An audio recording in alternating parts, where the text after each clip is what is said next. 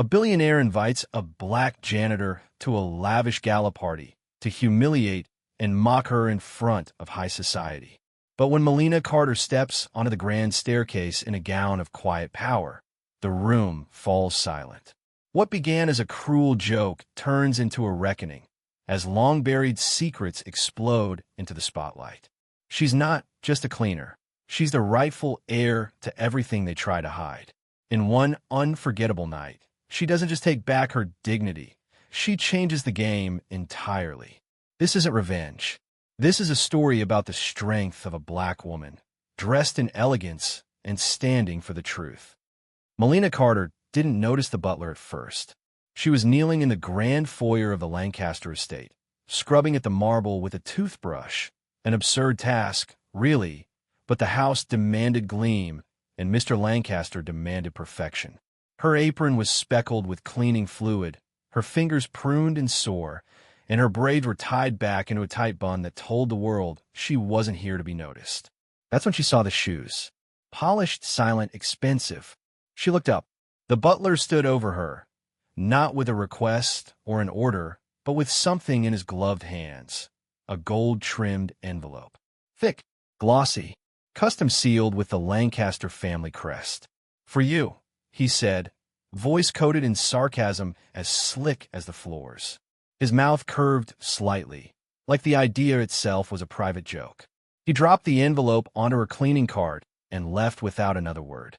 Melina stood slowly, staring at the envelope. Her fingers hovered over it for a moment. Then, as if bracing for a trap, she opened it. Charity Gala, Saturday evening, dress code, ultra-formal. The words were embossed, the calligraphy elegant. But beneath the luxury was something unmistakable, cruelty. She knew at the moment she read it. This wasn't an invitation, it was a dare. High above her, on the mezzanine, Gregory Lancaster leaned over the banister with a glass of scotch in hand. His wife, Clarissa, lounged beside him in silk and smugness. "She's actually reading it," Gregory said, amused. "Look at her." Clarissa snorted softly. "You're terrible." "I'm realistic," he replied with a lazy grin.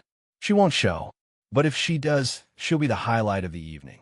He raised his glass in a mock toast. "To uninvited guests." Clarissa chuckled, resting her manicured hand on his arm. "I'm almost hoping she does come. I could use some entertainment." Down below, Melina folded the invitation carefully, slipping it into the pocket of her apron. She didn't look up at them. She didn't need to.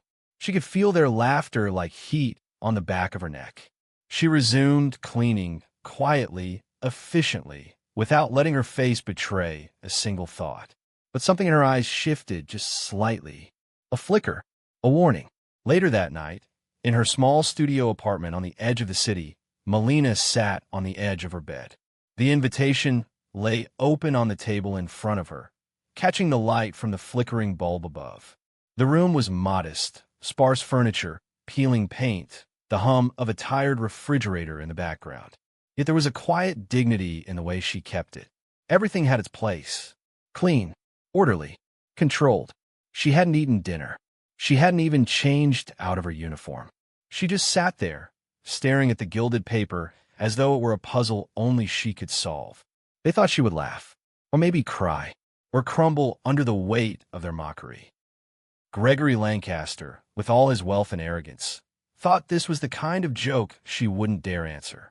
Melina leaned forward slowly, resting her elbows on her knees.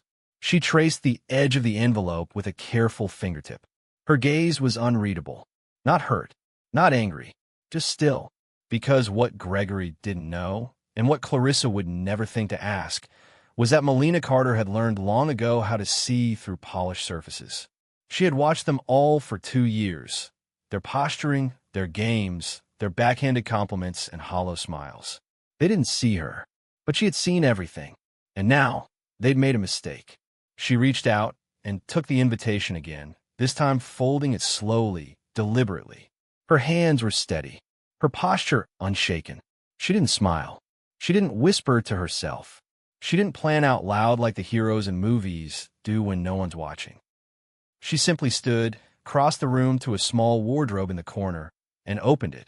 There, between her cleaning uniforms and hand-washed jeans, hung a garment bag. Pressed, untouched, a hidden gem was waiting for an occasion like this. The game had started. They just didn't know what she was about to unleash. The Lancaster ballroom had never gleamed brighter. Crystal chandeliers spilled light across polished floors, and every inch of the grand space shimmered with wealth. Waiters in white gloves moved like clockwork, refilling glasses with vintage champagne, offering hors d'oeuvres too delicate to touch. The city's elite filled the room with laughter and luxury, the usual suspects in the usual display of power and pretense. Gregory Lancaster stood near the center, surrounded by his circle of carefully curated friends.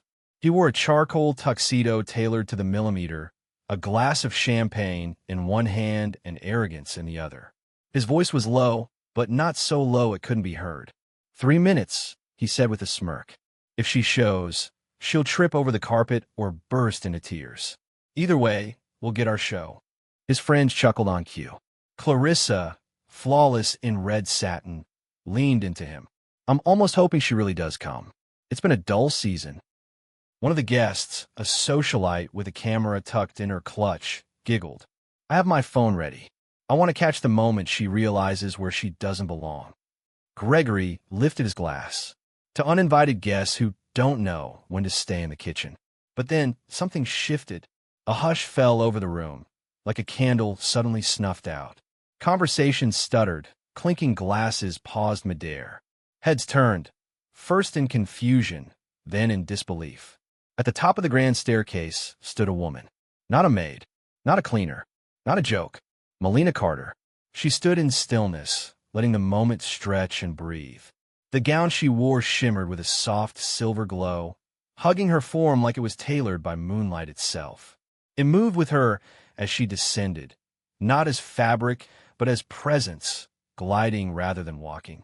Her hair was swept into an elegant crown of braids, her skin luminous beneath the lights, her chin high, gaze forward. Every step was deliberate.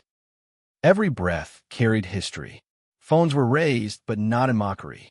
The laughter caught in throats. Whispers replaced insults. Who is that? Someone muttered. She looks like royalty, another breathed. The same socialite who had prepped her phone to mock now hesitated, unsure if the joke had turned on her instead. Gregory's smirk faltered. He adjusted his cufflink, as if straightening the moment itself. He stepped forward with rehearsed confidence, cutting through the silence like it was still his to control. Melina, he said smoothly, voice pitched to reach nearby ears. You made it. I must admit, I wasn't sure you'd be able to pull off the dress code. Melina reached the ballroom floor, her heels clicking with unhurried poise. She paused before him, not shrinking, not smiling. Gregory's tone turned more biting. Where did you find a dress like that? Borrowed? Or perhaps something from a theater district? He laughed lightly, hoping the crowd would follow. They didn't. She tilted her head slightly, studying him like a stranger. Then, with a voice calm enough to slice glass, she replied, This was my mother's dress. He blinked. She wore it here, Melina continued, in this very room, 25 years ago. The silence that followed wasn't just awkward, it was electric. Guests looked at each other, trying to place the name, the story, the reason behind that statement. Gregory's mask of amusement twitched, ever so slightly. Melina didn't wait for permission to continue. She stepped past him with the same poise she had carried down the stairs, her presence rewriting the very air of the room. And though not a single trumpet played, not a spotlight shifted, everyone knew something had changed. This night was no longer his. Gasps rippled through the ballroom like wind through crystal. Melina's words had landed like a thunderclap, but her expression didn't waver. She stood tall, her posture as composed as if she were born in that very room, because in many ways she had been. Gregory blinked rapidly, struggling to catch up. His laughter had died somewhere between disbelief and the weight of something far more dangerous, recognition. He tried to mask it with another smirk, but it faltered at the edges. I'm sorry, what did you say? He asked, louder this time, drawing attention back to himself. His tone tried to sound amused. but the slight tremor in his voice betrayed him. Melina turned, calmly facing the crowd, now gathering closer, curiosity overpowering discomfort. "I said," she repeated, her voice steady and clear, "this was my mother's dress." Celeste Lancaster. Murmurs erupted, more frantic this time. Guests who had been quietly sipping cocktails or texting their stylists now leaned in, whispering names, piecing together rumors from long ago. Gregory laughed again, forced. "Celeste? What? Some woman my father once dated. What does that have to do with anything?" Melina's eyes sharpened. "She wasn't just some woman. She was your father's fiancée, the love of his life, until she mysteriously disappeared from this house and from every family photo." Gregory's face drained of color, but he kept the bravado alive. "That's ridiculous." Melina didn't argue. She simply reached into the velvet clutch at her side and pulled out a small, dark blue box. All eyes followed her hand. She opened it with delicate care, revealing a sapphire ring nestled inside. The deep blue stone gleamed under the chandelier light, set in antique silver, engraved with the unmistakable Lancaster family crest. The murmurs turned into gasps. "That can't be," Gregory started, but his voice cracked mid-sentence. Melina lifted the ring for all to see. "This," she said softly, "was given to my mother by Elias Lancaster. Your father. My grandfather." The room had gone so quiet that the music in the background felt intrusive, distant. Phones were no longer held at hip level. They were raised, recording, capturing the moment that had turned this night from gala to scandal. Gregory stepped forward, now more desperate than smug. "Anyone could buy a replica. You could have found that in an antique store. You think waving around some heirloom proves anything?" Melina lowered the box gently. "I don't need to prove anything to you, Gregory," she said, and this time her voice cut like a blade. "You already know it's real." There was something final in the way she said it, like a door slamming shut. Clarissa, now watching from behind the bar, narrowed her eyes, sensing something unraveling in her husband that no one, not even she, had seen before.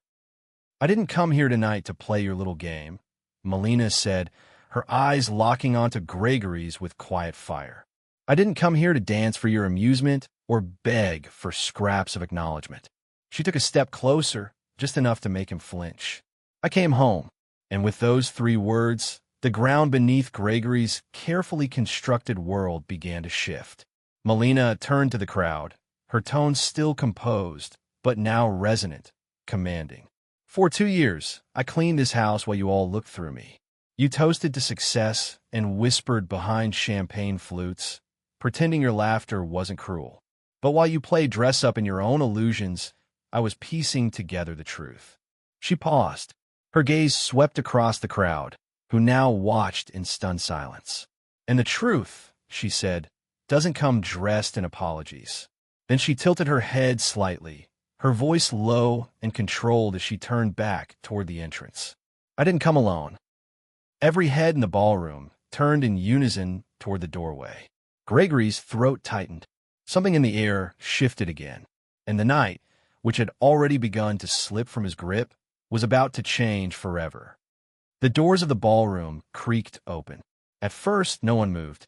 The guests, still reeling from Melina's revelation, stood transfixed as 3 unfamiliar figures stepped into the room. They weren't dressed for the gala. No gowns, no tuxedos, no practice smiles, just quiet certainty and purposeful steps that echoed louder than any music could. A middle-aged man in a dark suit with a leather briefcase. A woman in her early 50s holding a recorder and a small notebook.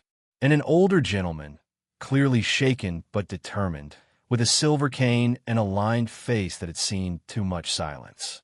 Melina stood beside them now, unshaken, as if she'd been preparing for this moment her entire life. Gregory's voice broke through the tension with brittle sarcasm. "What is this? You bringing backup now? Did you think you could hijack my event with actors and props?" The man with the briefcase cleared his throat and stepped forward. "My name is David Lynn. I'm an attorney licensed in the state of California. I represent Ms. Carter." Gregory scoffed. "Oh, this is rich. The woman beside him introduced herself next. Elaine Park, journalist. I'm documenting this proceeding as part of an ongoing investigation into the Lancaster family estate. The elderly man took a longer pause before speaking. Dr. Theodore Warren, retired. I was Elias Lancaster's personal physician until the year of his death. A wave of whispers surged across the ballroom. Some guests instinctively took a step back, as if the truth carried a contagion. Clarissa's lips parted. Wait, Dr. Warren? I thought he moved out of the country. Gregory's posture tensed. He was encouraged to, Melina said flatly, by someone who had a lot to lose. Dr. Warren's voice trembled at first, but when he spoke, there was no mistaking the weight behind his words. 25 years ago, Elias Lancaster didn't die from natural causes. I signed a falsified death certificate under pressure. A sharp gasp from a senator's wife cut through the stillness. He was poisoned over a series of months with arsenic, Dr. Warren continued. Subtle, deliberate. The symptoms masked as a degenerative heart condition. But I knew something was wrong. When I raised concerns, I was threatened, pressured to disappear. Gregory turned red. This is absurd. You're senile. This man is lying. Elaine calmly pressed a button on her recorder. This statement is being documented as part of a legal report. Any attempts to intimidate witnesses will be recorded and submitted. The guests were no longer sipping their champagne. They weren't whispering jokes or lifting their phones for gossip. They were watching Gregory now, his shoulders rising, his hands curling into fists, his arrogance bleeding into panic. Melina stepped forward, meeting his gaze without flinching. That's not all. My mother wasn't just cast aside. She was written out. My name was in your father's will. I was supposed to inherit part of this estate. Gregory shook his head, laughing nervously. There's no such will. I've never seen. David Lynn interrupted, lifting a sealed document from his briefcase. There is. This is a notarized copy of Elias Lancaster's last amended testament, dated 6 weeks before his death. Filed, and then promptly hidden. More gasps. A woman near the front covered her mouth. The CEO of a rival firm stepped back from Gregory, as if realizing the champagne in his hand had turned to poison. Gregory's voice rose. This doesn't prove anything. A bunch of washed-up nobodies and an old signature? That's your big show. Melina's voice was low, but every word struck like a hammer. You buried the will. You buried the truth. And you tried to bury me. He pointed at her now, unhinged. None of this means anything. Anyone could forge that. Anyone can say they were threatened. But even as he barked those words, the tide in the room had turned. Eyes that once followed him in admiration now watched with discomfort, even revulsion. People who once begged for his approval now edged away. Your performance is over, Melina said calmly. But we're just getting started. Gregory opened his mouth to respond, but no words came. The ballroom, once a stage built to mock a janitor, now belonged entirely to her. David Lynn, the attorney, stepped forward again, his calm demeanor cutting through the rising tension like a scalpel. He set his leather briefcase gently on the grand piano near the ballroom center and opened it with a soft click. Every eye in the room followed his movements as if hypnotized. Inside were neatly organized files, USB drives, and sealed envelopes. No one dared speak. Even the servers had stopped mid-step, silver trays trembling slightly in their hands. Clarissa stood frozen, her champagne flute dangling forgotten between her fingers. Tonight is not a matter of opinion, David said, voice steady. It's a matter of evidence. Gregory scoffed loudly, though there was a quiver beneath his laugh now. Evidence? What emails? Fabricated messages from a paid attorney and a washed-up doctor. Melina didn't flinch. She didn't even look at Gregory. Her gaze was fixed on the USB drive David handed her. She walked over to the sound system, every step measured, deliberate. When she connected the drive, the speakers gave a soft chime. She turned the volume dial without ceremony. There was no dramatic pause, no drawn-out build-up. Just a click and then a voice.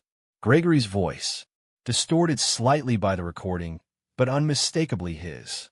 You're going to keep your mouth shut about anything strange you found in the old man's blood, Warren. If you open your mouth, I guarantee you'll never work as a doctor again. And as for that woman and her bastard kid, they're on their own." Gasps erupted like sparks. A few guests actually recoiled. One woman clutched her pearls. Another guest dropped his wine glass, the stem snapping against the marble floor like a pistol shot. Gregory staggered back. That's fake. That could have been edited. I.e., deep fake. Anyone could have. No one did. Melina said, her voice like quiet thunder. That recording was authenticated by a third-party forensic lab. Time-stamped. Voice verified. It was backed up to your company's cloud drive by accident during one of your security audits. You should have wiped the server. Gregory's eyes darted wildly to the faces surrounding him. No one stepped forward to support him. No one defended him. He was no longer the host of a grand gala. He was the exposed figure at the center of a collapsing empire. David Lynn continued calmly, holding up more documents. "We also have email chains between Gregory Lancaster and board members discussing efforts to neutralize legal threats from illegitimate heirs, as well as internal memos authorizing payouts to Dr. Warren under the pretense of medical consulting." I never authorized," Gregory stammered. "Your signature is on every one," David said simply. Clarissa, who had until now been a statue of disbelief, finally stepped forward, her heels clicking sharply across the marble. She looked at Melina, her eyes hollow, then turned to her husband. "You threatened a doctor?" she whispered. You buried her name? You destroyed your father's will." Gregory reached out, but she pulled away as if his very touch burned. Her face crumpled just for a second, then she stepped back into the crowd, her place beside him no longer hers. Melina stood center stage now, her eyes locked on Gregory's. The room seemed to hold its breath. "You didn't just steal money," she said, her voice steady, trembling only with truth. "You didn't just rewrite history or push us into poverty. You didn't just bury my mother's dignity and erase my name from a legacy that was mine by birth." She took a step closer. "You stole my father." The weight of her words didn't crash, it settled. Heavy, inevitable, like a truth long overdue. Gregory opened his mouth, but nothing came out. His defenses were gone, stripped away by voices he couldn't silence and facts he couldn't twist. The crowd, now pressed in a silent ring around him, no longer watched him with admiration. Only revulsion, pity perhaps, but mostly horror. Then came the sound that punctuated it all. Whoop, whoop, sirens. The flashing of red and blue lights spilled through the tall windows of the ballroom, washing across the chandelier-lit ceiling like the final act of a performance no one expected. Gregory turned toward the sound, his mouth slack, and for the first time all night, he looked small and powerless. The sirens grew louder until they were no longer background noise. They were the soundtrack of reckoning. A ripple passed through the room as the grand doors to the Lancaster estate swung open. Uniformed officers stepped into the ballroom, their presence cutting the air like a blade. One carried a folder, another wore gloves. All of them looked as though they had been briefed well in advance. Gasps scattered across the marble floor as if someone had shattered a chandelier. Gregory Lancaster stood frozen in place, the flash of red and blue lights bleeding through the towering windows behind him. The bravado that had once painted his face had long since drained, replaced now by a pale, hollow stare. The man who had once orchestrated this night as a joke now looked like the punchline, cracked, exposed, and terrified. The lead officer stepped forward, reading aloud with grave authority. "Gregory Elias Lancaster, you're under arrest for conspiracy to commit fraud, suppression of a legal will, and the murder of Elias Lancaster by means of poisoning. You have the right to remain silent." The room was deathly still. One by one, guests raised their phones, but not with the same giddy intent as before. No longer hoping to mock a cleaning woman, they were now documenting history, evidence, consequences. They filmed as two officers took Gregory gently by the arms, no force needed. He wasn't resisting. He was crumbling. "Wait," he whispered, his voice cracking as they began to guide him away. "Wait, please. Wait, Melina." She stood near the piano still, calm as ever, her back straight, her eyes steady. Not triumphant, not vindictive, just unwavering. "Melina, please," Gregory said again, now dragging his feet as the officers slowed their steps. "Not like this. You can't let them. Think of the children. Think of Clarissa." Clarissa turned her head slowly, her expression carved from stone. "There is no us anymore," she said, her voice flat and cold. "Not after tonight." Gregory's mouth opened, but no sound came. He turned back to Melina, desperation rising in his throat. "You want justice? Fine, take it. But don't destroy what's left of the family." Melina finally stepped forward, slowly, deliberately, until she stood directly in front of him. "You destroyed our family," she said quietly. "Not with one action, but with 1,000 choices. Lies, greed, silence. I didn't destroy anything. I just turned the lights on." She didn't blink, didn't waver. Gregory's shoulders sagged. Around them, murmurs floated in the air like unsettled spirits. "She's not just a janitor. She's the rightful heir. I can't believe we all just ignored her." Melina heard it all, but her face didn't flinch. This moment wasn't about the crowd, or the whispers, or the sudden change in allegiance. It wasn't about social media, headlines, or revenge. It was about truth. And watching it finally have its moment, Gregory was led through the center of the room, past the same guests who had toasted him hours earlier, past the friends who had once flattered him with laughter and empty praise. Now they avoided his eyes, stepping aside as if afraid of being caught in his shadow. He passed the grand staircase, where Melina had made her entrance. He passed the chandeliers, under which he'd planned her humiliation. And then he crossed the very stretch of marble floor where he had once whispered, "She'll never show." Now, she was the one watching, and he was the one on display. As the doors closed behind him and the sirens softened, the ballroom remained quiet. Clarissa stood alone now, watching the space where her husband had stood, trying to reconcile the stranger she had been married to with a man in handcuffs. She shook her head slowly, then turned and walked out. Past everyone, past the silence, past her old life. Melina stood still, the hum of truth still ringing in the air. She didn't speak. She didn't need to. The night Gregory Lancaster tried to humiliate her was the night he unraveled himself. And now, at last, the hall that had once silenced her voice echoed only with the sound of justice. 6 months later, the Lancaster Corporation didn't look the same, and neither did the world around it. The sterile corridors once filled with hushed fear and glass ceilings now pulsed with new energy. Laughter echoed from departments that had once been silent. Wages were fair. Promotions were earned, not purchased. And on every office wall, in place of portraits of past chairmen, were photographs of community centers, scholarship recipients, and employee spotlights. At the head of it all stood Melina Carter.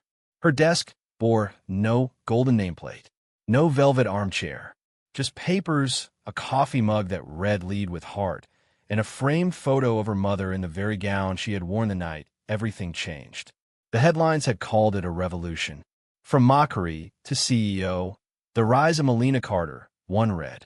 Another, more poetic, justice wears silver. But Melina didn't care for applause. Her joy came quietly. In seeing former janitors now leading departments, in launching mentorship programs, in watching a new generation rise with pride instead of fear. One afternoon, Clarissa walked into her office. She looked different, softer, humbled, older in a way that wasn't about age. "I came to say thank you," she said quietly, "for not dragging my children through what their father created. You could have destroyed us." Melina nodded gently. Justice isn't about destroying people. It's about protecting what's still worth saving. Clarissa's eyes welled, but she didn't cry. She simply whispered, "You gave them a better name than the one they inherited." That evening, Melina stood in the garden of her new home, watching 2 young girls chase each other through the grass. Sisters, orphaned and once lost in a broken system, now hers. She called them in gently, wrapping them both in her arms as they giggled. As she helped them with their homework at the kitchen table, one of them asked, "Are you a queen or something?" Melina smiled. "No, she said, brushing a strand of hair from the girl's face. Just someone who learned the hard way that the best power is the one used to lift others and silence injustice. And in that quiet house, filled with laughter, her black legacy took root. If this story touched your heart, like, share, subscribe, and turn on the notification bell for more powerful, soul-touching stories that restore faith in humanity.